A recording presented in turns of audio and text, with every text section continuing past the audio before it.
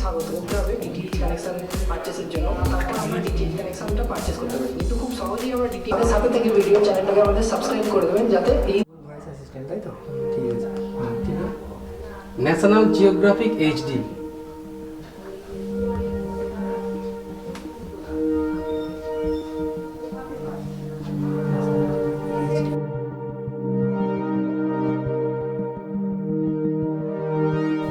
বাড়িতে যাদের বাড়িতে বয়স্ক ব্যক্তিরা থাকেন, ডিজিট টিপতে খুবই অসুবিধে হয়, তাদের জন্য এই ভয়েস রিমোট খুবই কার্যকারী।